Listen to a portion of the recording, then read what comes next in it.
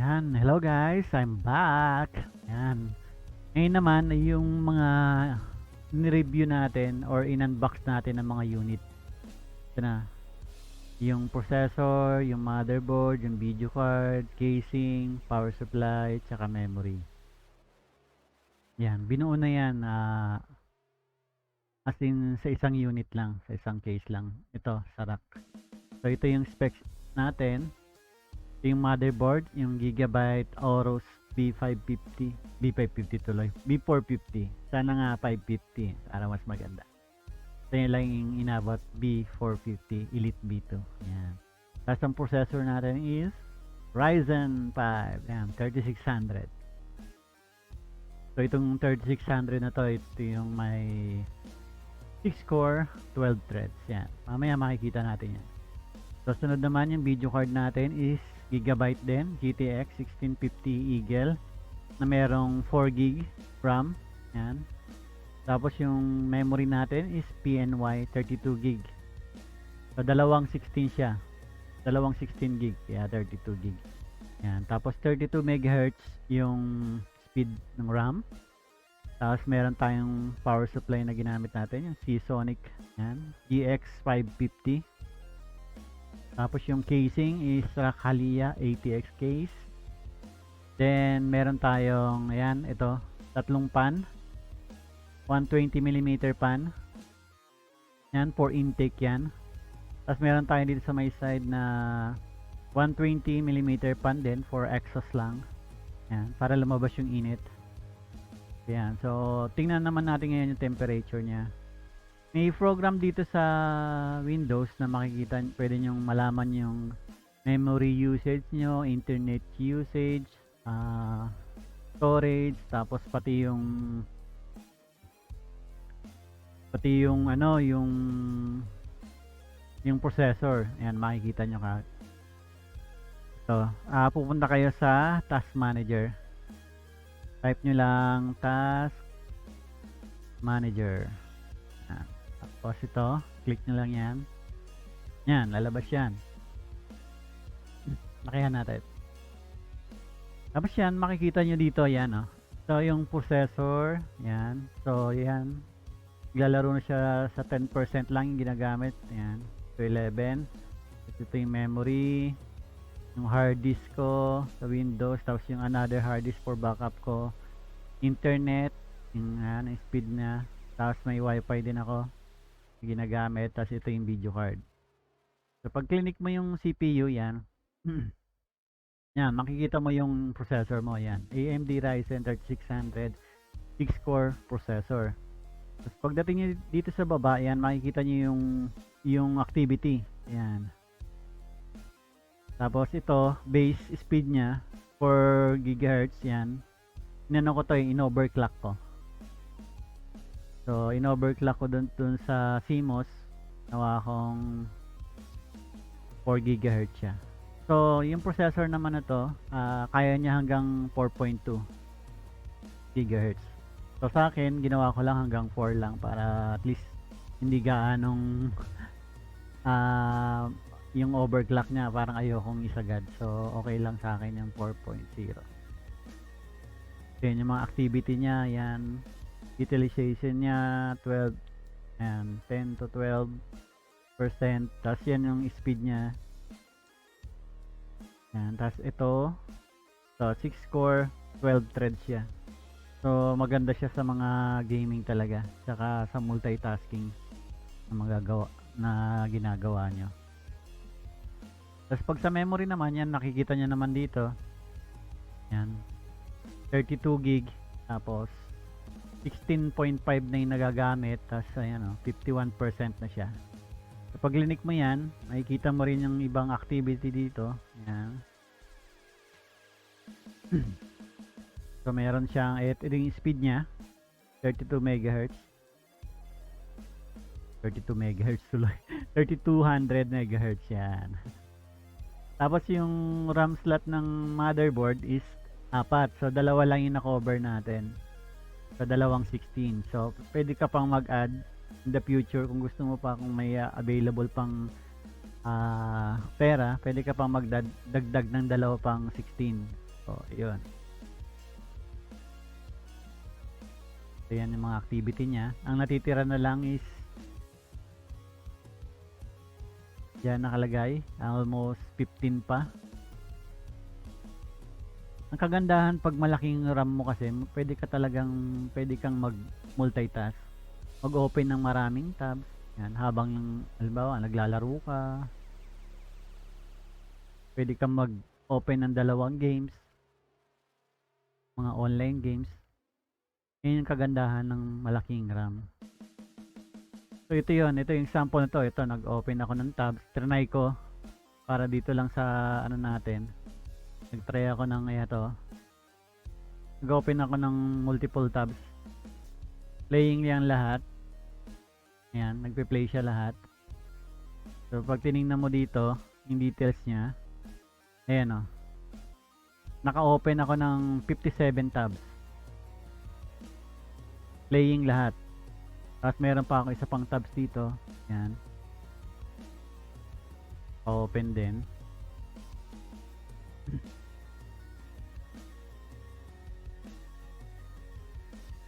Yan. Yan ang kagandahan pag marami kang RAM. May advantage din. May advantage talaga. Malaki talaga ang advantage niya pag malaking RAM mo. Kaya kapag may budget ka naman, taasan mo na yung RAM mo at maaari. Pero kung wala pa naman, pwede naman din yung 8GB. Pagtsagaan mo yun. Kailangan lang pag naglaro ka doon, wala kang ibang open tabs para mas smooth yung laro mo. Tapos ito, makikita nyo rin dito yung yan yung hard disk nya, yung gamit na hard disk. Yan, 240GB. Pang backup lang yan. Tapos ito yung system ko. Ito yung A-data. May review din tayo niyan. Makikita nyo dyan. Tapos yung internet usage mo, na makikita mo rin dyan. Ayan. Ito yung activity niya. Ayan, 14 Mbps, maabot ng 25.7. Ayan. So pag temperature naman, ito, meron tayong program dito na pwede nyong gamitin para makita natin yung temperature ng mga devices. Minimize muna natin. Minimize. CPU ID HW monitor. Click nyo yan.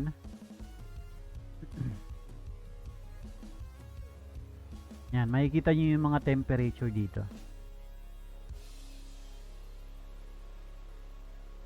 Yan natin. Yan, ito yung motherboard natin. Gigabyte. Ito yung mga voltage niya, makikita mo kung accurate. Tapos yung init niya, yan. 39 minimum, 39 din yung max niya. Oh. Tapos yung sa processor naman, ito sa baba. Yan. Ito yung mga voltage na ginagamit niya. Sinet ko lang to, since na in-overclock ko siya sa 4.0. Sinet ko lang yung CPU BDD niya sa BIOS ng 1.2 lang. Although, I think 1.4 yung ano niya, yung default niya ng processor. So, sinet ko lang siya as 1.2. Ito yung temperature niya. Ayan. 45 yung minimum, tapos 48 yung maximum. Kaya lang yan. Ilang open tabs natin, no? 57. Tapos meron pa dito. Tapos naka-open pa yung OBS. Tapos may tabs pa ako dito, Explorer na isa. Naka-open din. Yung video card naman, makikita nyo rin dito yung ayan, yung temperature ng mga drive nyo. Yung SanDisk, yung A-data, ayan. Tapos yung video card din, nandito din. Ayan. GeForce GTX 1650. Yung temperature niya is ayan, hanggang 55 max. 53 to 55.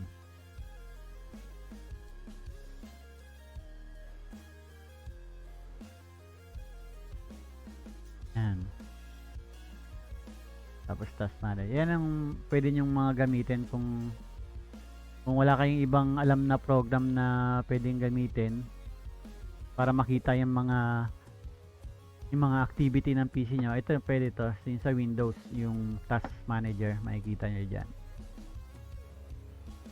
Tapos pwede rin kayo mag-install nitong CPU ID. Yan, ilalagay ko yung link dyan sa description para kung gusto nyo i-download to. Yan. Bali, naka-dual, dual channel memory module. So, pag yun naman, gusto mong malaman kung naka-dual channel ka, pwede kang mag-install ng isa pang program na yung CPU ID, CPU Z. Yan, to.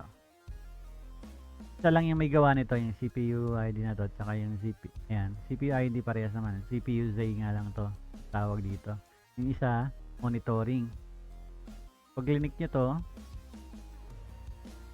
yan, wait nyo lang kasi nire-read yung mga devices na dun sa loob ng PC mo.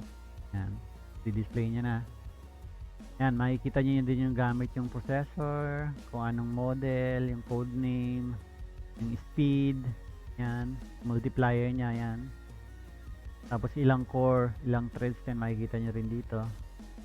Tapos yung pangalan ng motherboard nyo, yan. Naka-details, detalye din naman, ayan, makikita nyo. Sa memory ito, dito nyo malalaman kung naka-dual channel kayo dito, lagay dyan. Kung single lang, di nakalagay dyan, single channel. So yan tayo, yan yung pinaka total nya, 32 gig siya. Tapos in dual channel. Tapos pag tinignan mo tong SPD, yan. Yung slot 1 na RAM walang laman, so dito siya nakalagay. Yung isang 16 gig yan. Tapos yung isa doon nakalagay sa 4. So, yan. Kaya naka-dual channel ako. Yan makikita. Tsaka yung voltage na gamit ng yung memory nyo. Ang max niya is 1.35 volts. Yan, pati video card makikita nyo dito.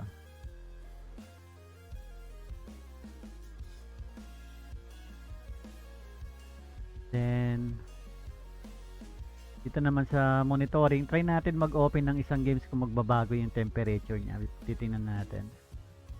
Try natin Valorant ba? Ito na lang, Garena na lang. Magbabago yung temperature niya. Kahit naka-open lang, siyempre maglo-load yan sa memory tapos i-run ng processor. Tingnan natin kung magana siya. Magbabago. 58 yung max natin kanina eh.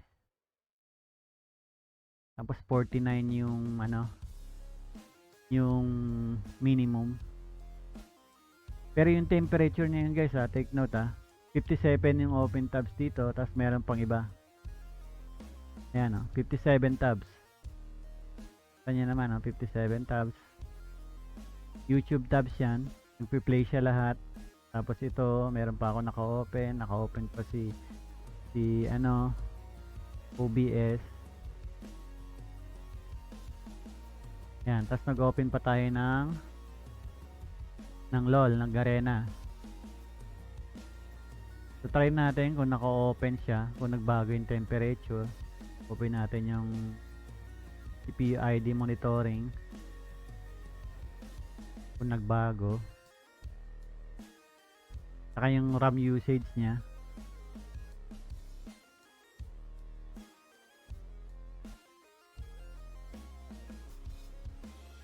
Yan, 17 na kanina. 16. So tumaas siya. Ng ilang gig? 1.5. So ngayon, yung temperature niya, naka-open tayo ng isang game. Background. Temperature ng CPU is ganun pa rin. Bumaba nga, 58 to kanina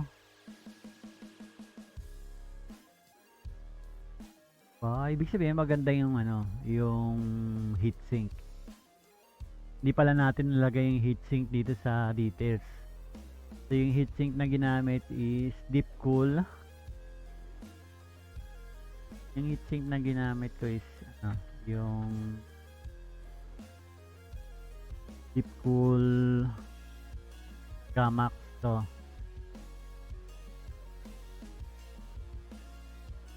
Yan yung gamit kong ano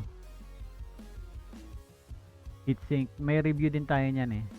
So ilalagay ko na lang din yung link sa description para mapanood nyo.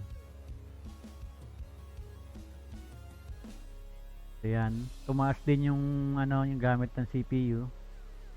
So try natin mag-open pa ng ano, mag-run tayo ng games kahit practice game lang dito sa LoL.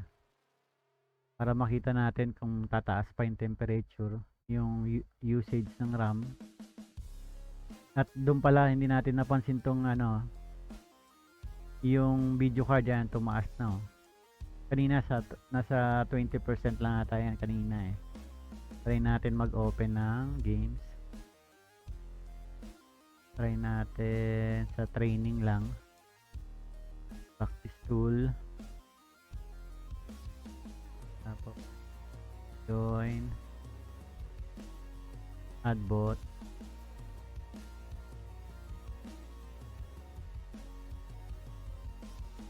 Start game. Ayan, tingnan nyo guys oh, tumaas na. Nagti-35.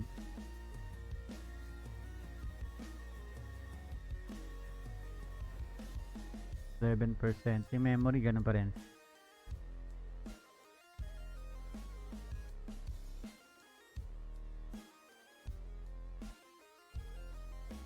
Yan, load na. Try lang natin.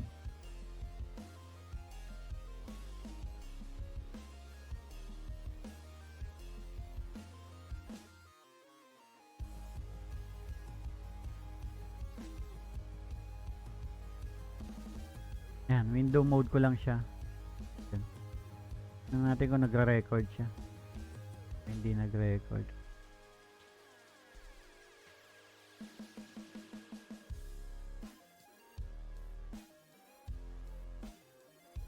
Yan.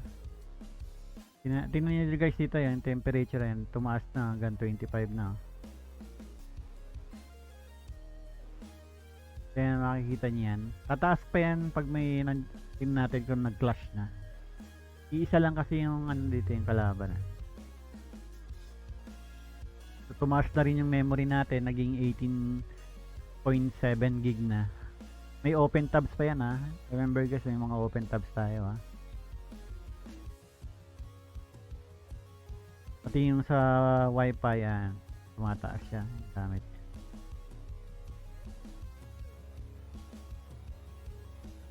Oh, pataas na siya ng pataas, naging 43% na yung CPU usage. Pero yung RAM nag-i-stay lang siya dun sa 18.7. Kanina 16 lang yan dun sa mga naka open tabs lang natin. Tingnan natin kung papalo siya pag nandyan na rin yung ano yung kalaban. So mas tataas pa yan pag ano yung real game na, yung 5v5 na. Kasi mas maraming movement. Pati yung sa video card natin, oh, tumaas na rin.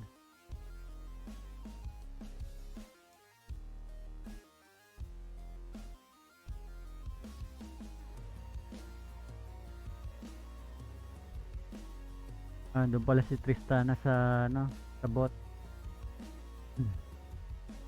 So, nung naka-load na siya sa memory, yan, oh. Kanina pag-load niya nung una naging 43% yung usage ng processor eh. Tapos biglang bumaba na. So nakakatulong din talaga pag malaking RAM mo. Malaking tulong.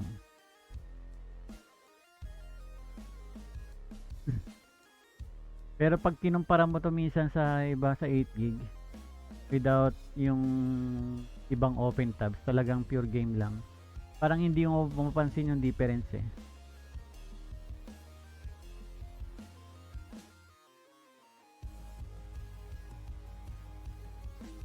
Tingnan natin, puntahan natin si Tristana. Uwi muna tayo, bibili muna tayo ng gamit. Nag-stay lang siya, maximum lang niya hanggang 25. Ayun, bigla nag 33. Bumili ng item. And mag-boot. Saan natin stress sana kung biglang papalo yung ano niya, yung CPU usage niya, ay yung RAM. Kung magdadagdag. So, yun, playable din talaga siya. Ayun ang advantage pag malaki yung ano mo, yung memory. Lalo na kung madaming threads yung processor mo, maraming core, saka yung threads, mas magagamit siya talaga yung ano.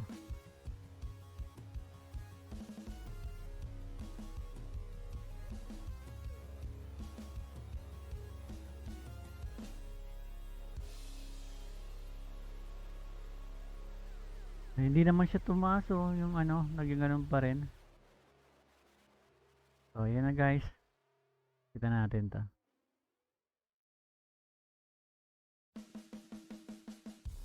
So, yun na. Ayun, pumapalo lang siya ng saglit sa 34% yung CPU usage niya. Tapos, 1 gig lang yung nadagdag dito sa memory usage. 17.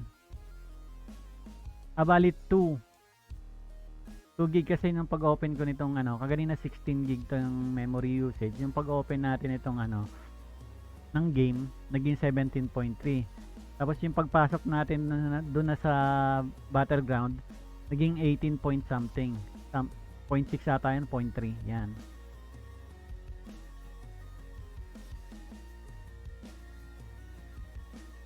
So, yun. Yun lang guys. Makikita nyo yung, basta ito, pag gusto nyo malaman yung usage nyo, CPU usage, memory usage, yan, pati internet, punta lang kayo sa task manager.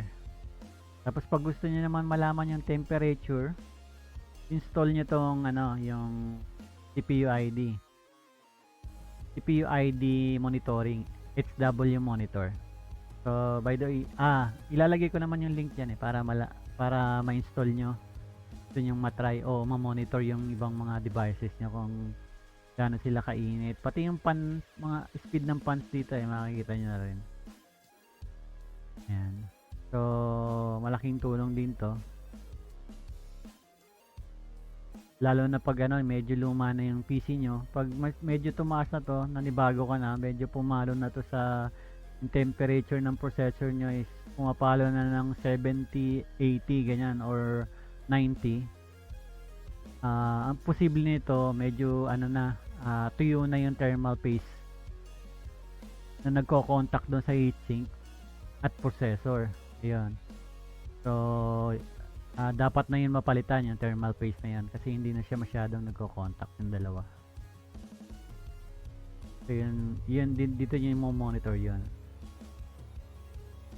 So, yun guys, sana may natutunan kayo dito sa maikling video na to.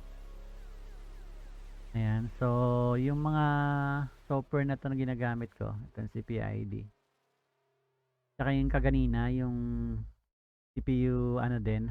Isa lang naman ang gumawa nito parehas naman CPU-ID siya. So ito, useful din to kung gusto niyo malaman yung naka-dual channel ka ba. Itong CPU-Z. Ilalagay ko rin naman yung link diyan. So ito rin, makikita nyo rin dito yung mga ano niya, mga devices. Yan. So ilalagay ko na lang yung link nito kung saan nyo mada-download. Okay? Yan, ito yung device na mga ginamit natin. So ilalagay ko na rin dito yung ano, yung heatsink na ginamit natin, yung Deepcool Gamax. Yan, yung top gaming na edition. So i-add ko dyan. Yun lang yung wala dito.